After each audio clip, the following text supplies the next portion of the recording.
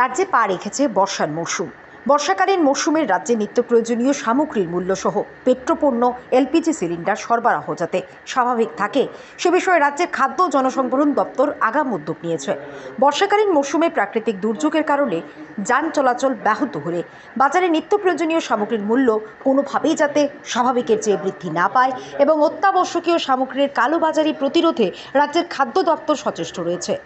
এই বিষয়গুলোকে সামনে রেখে শুক্রবার গোর্খাবস্তিস্থিত খাদ্য ভোক্তা ভবনের কনফারেন্স হলে মার্চেন্ট অ্যাসোসিয়েশন প্রতিনিধিদের নিয়ে এক উচ্চস্তরীয় বৈঠক অনুষ্ঠিত হয় খাদ্য ও জনসংবরণ দপ্তরের মন্ত্রী সুশান্ত চৌধুরীর পৌরোহিত্যে। এদিন মন্ত্রী সুশান্ত চৌধুরী সংবাদ মাধ্যমের সাথে মুখোমুখি হয়ে বিস্তারিত তুলে ধরেন। পাশাপাশি তিনি বললেন, রাজ্যে খাদ্যশস্য সহ পেট্রোপণ্য এবং অন্যান্য নিত্য প্রয়োজনীয় জিনিস পর্যাপ্ত পরিমাণে মজুদ রয়েছে। অযথা বিভ্রান্ত না হওয়ার জন্য তিনি সকলের কাছে আহ্বান জানান। আজকের এই বৈঠকে অন্যান্যদের মধ্যে উপস্থিত ছিলেন খাদ্য জনসংবরণ ও ক্রেতা স্বার্থ বিষয়ক দপ্তরের সচিব, অধিকর্তা, যুগ্ম অধিকর্তা, উপ অধিকর্তা সহ অন্যান্যরা।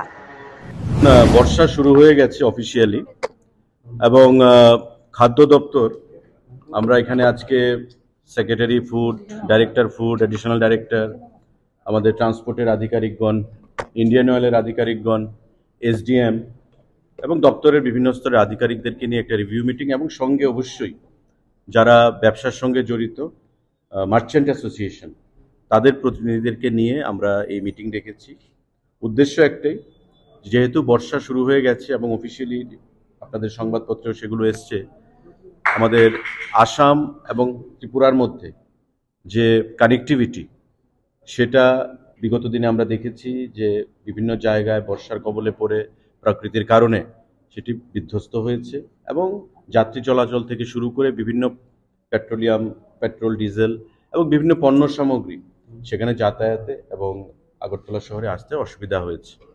এতে করে নিত্য প্রয়োজনীয় জিনিসের আকাশ ছোঁয়া মূল্য বৃদ্ধি হয় কিছু কিছু জিনিসে, আবার কিছু কিছু জিনিস আমাদের খাদ্য দপ্তরের তৎপরতায়, মহকুমা প্রশাসনের তৎপরতায় সেগুলো কন্ট্রোলের মধ্যে আমরা রাখতে সক্ষম হয়েছি। তো সে বিষয় নিয়ে যাতে আগামী কয়েক মাস কাদা জমেছে, জল জমেছে, সেগুলো সারাইয়ের কাজ যুদ্ধকালীন তৎপরতায় চলছে। নর্থ ইস্ট ফ্রন্টিয়ার রেলওয়ে, যে এনএফ রেলওয়ে, তাদের জিএমের সঙ্গে আমারও কথা হয়েছে। আমাদের সেক্রেটারি ফুড বিভিন্ন সময় আধিকারিকদের সঙ্গে যোগাযোগ রাখছেন, ডাইরেক্টর সাহেব যোগাযোগ রাখছেন এবং আমাদের মুখ্যমন্ত্রী, আপনারা জানেন যে গতবার ঝাটিঙ্গাতে গত কয়েক দিন আগে যে রেল ড্যামেজ হয়েছিল, লাইন ডিসরাপশন হয়েছিল, সেটাকে রেস্টোর করার জন্য আমাদের মাননীয় মুখ্যমন্ত্রী কেন্দ্রীয় রেলমন্ত্রীর সঙ্গে কথা বলে খুব তৎপরতার সঙ্গে এই রেল লাইনকে আবার পুনরায় সঠিকভাবে চালু করতে সক্ষম হয়েছে। তো সেক্ষেত্রে গতবারের যে পরিস্থিতি ছিল, প্রায় 12 দিনের মতো পেট্রোল ডিজেলের সংকট ছিল, সেই সংকট আমরা কাটিয়ে উঠতে পেরেছি আপনাদের সকলের সহযোগিতায়, জনগণের সহযোগিতায়। এবার কিন্তু সেই সংকটটা নেই। এবার রেল ড্যামেজ হয়নি, কানেক্টিভিটি আমাদের অসুবিধা হয়েছে এবং এনএফ রেলওয়ে আমাদেরকে আশ্বস্ত করেছেন যে আগামী 1 তারিখের মধ্যে খুব সম্ভবত এই যে বন্ধ রয়েছে যে রেল কানেক্টিভিটি, সেটাকে আবার রেস্টোর করা হবে। সুতরাং যে 5 থেকে 6 দিনের আমাদের কাছে পেট্রোল এবং ডিজেলের যে মজুদ রয়েছে, স্টক রয়েছে, সেটা আমাদের কাছে সাফিসিয়েন্ট রয়েছে। আগামী 2 দিনের মধ্যে আবার পেট্রোল এবং ডিজেল যথারীতি ত্রিপুরা রাজ্যে প্রবেশ শুরু করবে এবং মানুষের মধ্যে প্যানিক হওয়ার কিছু নেই। পেট্রোল এবং ডিজেল যে পাম্পগুলো, আমাদের পেট্রোল পাম্পগুলোর মধ্যে আমরা সবসময় দেখতে পাচ্ছি একটা আতঙ্কের একটা ছবি এবং একটা ভিড় যে হয়তোবা আবার ক্রাইসিস শুরু হবে। আমি আপনাদেরকে দপ্তরের দায়িত্বপ্রাপ্ত মন্ত্রী হিসেবে আশ্বস্ত করতে চাই, এমন ধরনের কোনো ঘটনা ঘটবে না। আশ্বস্ত থাকুন আপনারা। এবং এখানে আমাদের আধিকারিকরা রয়েছেন, সেক্রেটারি, ডাইরেক্টর, অ্যাডিশনাল ডাইরেক্টর থেকে শুরু করে, যে প্রতিনিয়ত আমাদের রিভিউ মিটিং হচ্ছে আধিকারিকদের মধ্যে।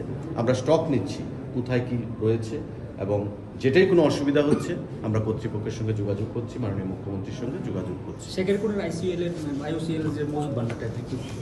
এটা আমাদের আরও প্রায় 6 মাস থেকে 1 বছর সময় লাগবে কমপ্লিট হতে এবং এটা যখন হয়ে যাবে আমাদের রাজ্যে বাফার স্টক সেটা আমরা সম্পূর্ণভাবে রাখতে পারবো, কোথাও কোনো ক্রাইসিস হবে না। ইভেন রেনি ডেজে আমাদের এই মনসুনেও কোনো অসুবিধা হবে না। এখানে যা স্টক থাকবে ত্রিপুরা রাজ্যকে কয়েক মাস চালানো সেখানে সম্ভব হবে, কোনো অসুবিধা নেই।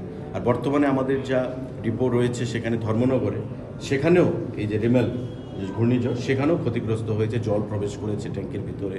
তো এক্সট্রা মজুদ রাখার ক্ষেত্রে সেখানেও কিছুটা অসুবিধা। তারপরেও আমাদের কাছে 5 থেকে 6 দিনে সেখানে স্টক রয়েছে এবং খাদ্যদ্রব্যেরও কোথাও চাল বলুন, ডাল বলুন, চিনি বলুন, তেল, প্রত্যেকটা ক্ষেত্রে আমাদের কোনো ধরনের কোথাও দ্যার ইজ নো ক্রাইসিস হোয়াটসোএভার। আমি আপনাদের মাধ্যমে রাজ্যের জনগণকে সেটাই আশ্বস্ত করতে চাইছি। ধন্যবাদ।